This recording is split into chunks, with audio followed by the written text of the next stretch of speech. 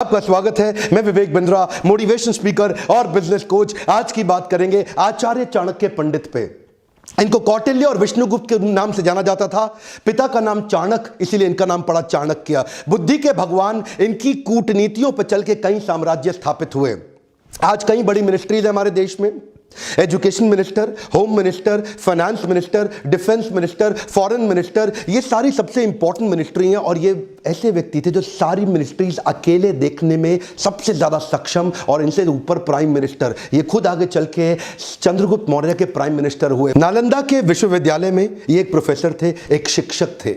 शिक्षक होने के साथ साथ इंटरनेशनल डिप्लोमेसी कैसे बिल्ड करनी है, पॉलिटिकल गवर्नेंस कैसे लाना है, प्लानिंग कमीशन को कैसे तैयार करना है, ऑडिटिंग मैकेनिज्म को कैसे तैयार करना है, इन सब में ये इतने एक्सपर्ट व्यक्ति। अगर आप भी बुद्धि अपनी बिल्ड करना चाहते हैं, बुद्धि का विकास चाहते हैं, इस वीडियो को ध्यान से देखिए। ये समुद्र शास्त्र में भी पारंगत थे। क्या होता है समुद्र शास्त्र?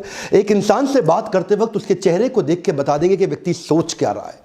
इतना एक्यूरेट प्रेडिक्शन देंगे उसके बिहेवियर के बारे में, उसके इमोशंस के बारे में, उसके रिएक्शंस के बारे में। ये एक्सपर्टीज इनको आगे चल के कई साम्राज्य को स्थापित करने में इसकी मदद करी। इनके बचपन से शुरुआत करते हैं। एक बार चाणक्य बाहर बगीचे में खेल रहे थे। पीछे से इनके घर में एक एस्ट्रोलॉजर ज्योतिषी आया, जो उनकी मां से जब मिला तो उन्होंने चाणक्य की पत्री देख के बोला कि ये तो आगे चल के इसके जीवन में राजयोग लिखा है, ये आगे चल के देश का बड़ा प्रधानमंत्री भी बन सकता है। मां सोचने लगी, अगर ये प्रधानमंत्री बन गया तो ये तो मुझको भूल जाएगा। तो उन्होंने कहा, क्या ये बात सच है? बोला, इसकी पुष्टि करनी हो तो चाणक्य के दांत को देखना, सामने वाले दांत पे उसके नागराज का एक चिन्ह होगा। और वो पुष्टि करने के लिए जब मां ने बुलाया तो देखा कि चाणक्य के दांत पे वो चिन्ह था। तो मां रोने लगी, बोली, तू आगे चल के राजयोग के चलते प्रधानमंत्री बनेगा, मुझको भूल जाएगा।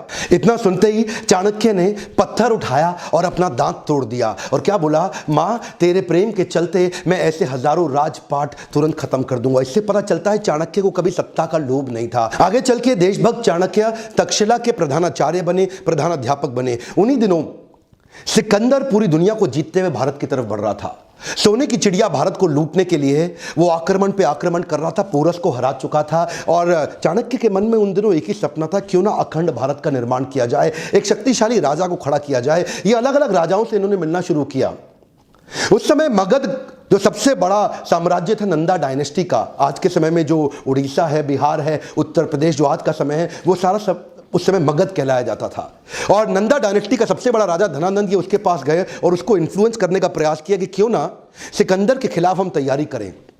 और तब इन्होंने कहा, अच्छा, उस समय धनानंद बिजी था। किन चीजों में बिजी था? वो प्रजा से कर वसूलता था, टैक्स लेता था और उसको अपने जुए सट्टे लॉटरी में, परस्त्री गमन में, अपने भोग विलास के अंदर खर्च कर देता था।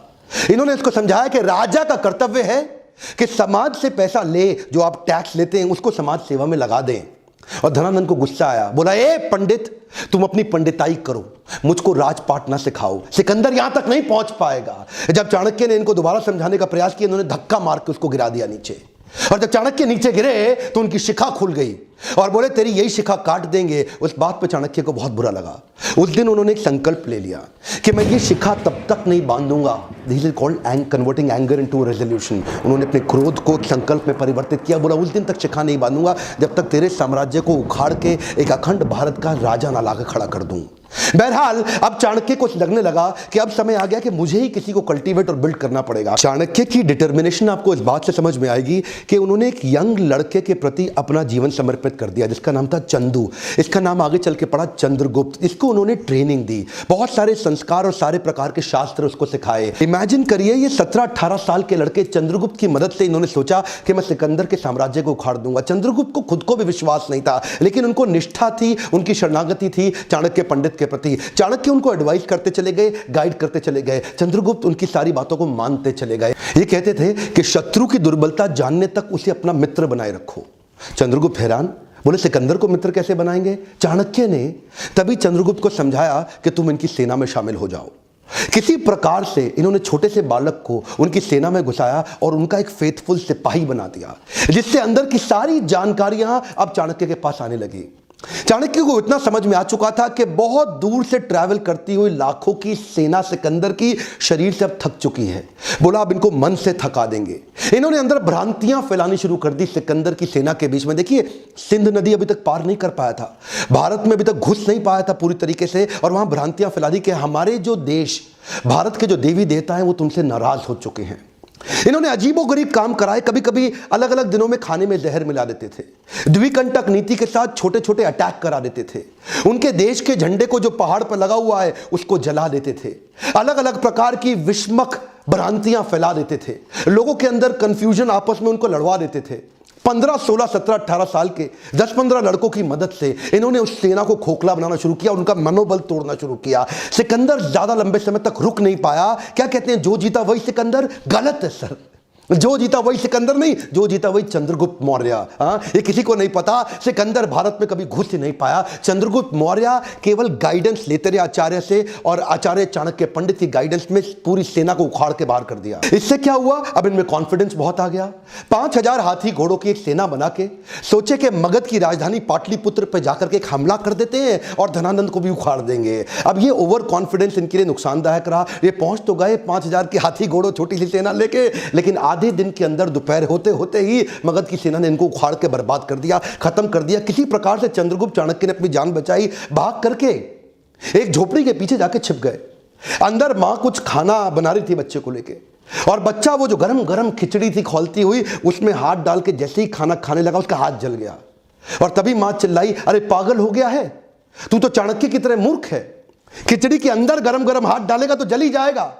परिधि से कोने कोने से खिचड़ी को खाओ, ठंडा करके आराम आराम से, कोने कोने से खाओगे हाथ नहीं जलेगा, बीच में हाथ डालोगे हाथ जल जाएगा। चाणक्य ने जाके बीच में मगध के झगड़ा कर लिया, उसको बाहर बाहर से तैयारी करनी चाहिए थी। यह बात सुनते ही चाणक्य की आंखें खुल गई, उनको अपनी गलती का एहसास हुआ। उन्होंने जाकर के औरत के पांव छुए और बोले, माई तुमने मुझको एक नई बड़ी शिक्षा दी। चाणक्य में सबसे अच्छी बात क्या थी, वो कई बार तकलीफों में आए क्योंकि बड़ी रिसोर्सेस सेना नहीं थी। धनानंद उस समय सबसे बड़ा साम्राज्य था उनका, नंदा डायनेस्टी का, लेकिन इन्होंने जाकर के 7 स्ट्रैटेजीज बनाई। पहली जो उन्होंने मां से वही सीखी कि परिधि पे हमला करो। परिधि मतलब बाहर का सर्कमफ्रेंस, जो बाहरी घेरा होता है। तो धनानंद के बाहरी घेरे में जिन जिन राज्यों पे उसकी कमजोर पकड़ थी, जहां जहां उसकी वहीं से इन्होंने हमले करने शुरू किए, छोटे छोटे हमले करने शुरू किए, जिसके लिए इन्होंने दूसरी स्ट्रैटेजी अपनाई, विष कन्याओं की टीम तैयार करी। ये विष कन्याओं की सेना क्या होती है, बड़ी सुंदर सुंदर खूबसूरत लड़कियों की एक सेना तैयार करी, जिनको थोड़ी थोड़ी मात्रा में विष दे दे के उनको विष कन्या के रूप में तैयार कर दिया। ये पहली बार हुआ, इससे पहले कभी नहीं हुआ। दुनिया भर में बहुत सारे काम चाणक्य ने पहली बार किए, और ये विष कन्याओं की सेना वहां के परिधि के राजाओं को चूम कर अपने चुंबन से उनको विष दे के समाप्त कर देती थी। इतना ही नहीं, इसके बाद इन्होंने तीसरी स्ट्रैटेजी क्या अपनाई, जासूसों की सेना बनाई। इतने जासूसों को ट्रेनिंग दी कि जासूसों को कैसे बढ़िया जासूसी करके सारी खबर अंदर की लाके देनी है। अब चाणक्य को समझ में आ गया, स्ट्रैटेजिकली चलेंगे। ये क्या कहते थे, शत्रु के साथ लेकर के कभी गुस्से से शत्रु के बारे में मत सोचो। अगर गुस्सा आ जाएगा शत्रु के खिलाफ तो आपकी एनालिटिकल एबिलिटी खत्म हो जाएगी।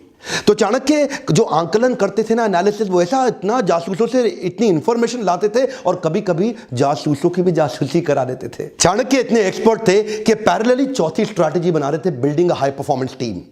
ये इन्होंने कैसी करी, इन्होंने वात्सायन मुनि का एक वेश धारण कर लिया, और ये जानते थे कि अगर बड़ी सेना बनानी है तो उनके मन, बुद्धि और आत्मा को जीतना पड़ेगा। एक पॉपुलर अपने आप को वात्सायन मुनि के भेष में जाकर के लोगों को जगह जगह कथा प्रवचन करते थे, और उनको धीरे धीरे इंस्पायर करते थे कि तुम चंद्रगुप्त की सेना को ज्वाइन कर लो। ये जानते थे कि प्रेम से बात करूंगा और आध्यात्मिक बात करूंगा, लोग प्रभावित हो जाएंगे, प्रभुभावित हो जाएंगे, और मेरी स्टोरी और मेरी कहानी पे विश्वास करेंगे और चंद्रगुप्त की सेना को ज्वाइन करते चले जाएंगे। उनकी आत्मा, मन, बुद्धि को जीतने के बाद अपनी वाणी की शक्ति से उनको प्रभावित करके एक एक करके धीरे धीरे 8 लाख लोगों की सेना तैयार कर दी। यह सेना ऑलरेडी 4 गुना बड़ी हो चुकी थी अब धनानंद से। इनके पास हाथी घोड़ों की बड़ी सेना और घुड़सवार रथों की बड़ी सेना, पैदल सिपाहियों की सेना, इतनी बड़ी सेना धीरे धीरे ये देखिए, इस सारी स्ट्रैटेजीज पैरेलल करते चले गए। हमारे देश में आज आरक्षण का बड़ा चक्कर चल रहा है ना, वहां पे आरक्षण के चक्कर के सख्त खिलाफ थे। ये कहते थे केवल योग्य व्यक्ति को आगे बढ़ाऊंगा, your country is only as powerful as your lieutenants. तो अपने लेफ्टिनेंट को चूज करते थे।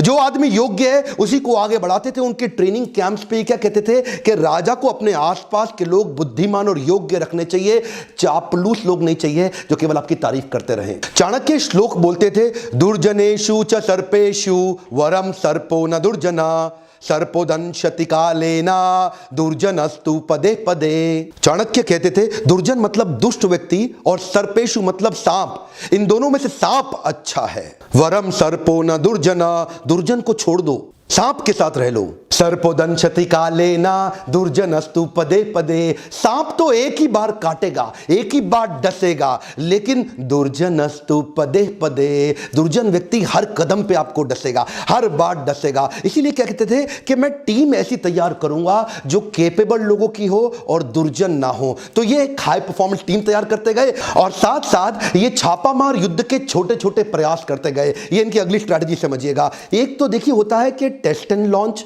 और एक होता है launch and test. Test and launch क्या होता है? पहले छोटे छोटे टेस्ट करो, पायलट एक्सपेरिमेंटेशन करो, छोटा टेस्ट करो और उसके बाद उसको वैलिडेट करो। और दूसरा क्या है, पहले लॉन्च कर दो और बाद में देखना टेस्ट करके रिजल्ट आया कि नहीं आया। जो पिछली गलती करी थी 5000 घोड़े सैनिक के साथ, वो क्या था, पहले लॉन्च कर दिया, बाद में टेस्ट से पता चला कि फेल हो गए। अब क्या करते थे, अब कहते थे अभ्यास करेंगे। बोले प्लानिंग और प्रैक्टिस में फर्क है। प्लान तो आपका ठीक हो गया लेकिन छोटी छोटी प्रैक्टिस करेंगे। तो छापामार युद्ध परिधि में लगातार करते रहते थे। उससे इनकी प्रैक्टिस बढ़ती चली गई, इतनी प्रैक्टिस बढ़ गई कि उसके बाद वो टेस्ट एंड लॉन्च, इतने सारे टेस्ट कर दिए कि ताकि बड़ा हमला करने पे दिक्कत ना आए। और अगली स्ट्रैटेजी में इंटरनेशनल अलायंसेस बिल्ड करके अपनी ताकत और अपनी सेना को बड़ा करते गए। कश्मीरी राजा प्रवर्तक को उन्होंने अपने साथ में लिया और बाहर से कई यूनानी राजाओं को भी अपने साथ लिया, जो ये पिछली बार पहले जीत चुके थे ना सिकंदर को, तो वहां से कुछ यूनानी राजाओं के साथ भी उन्होंने सपोर्ट लिया।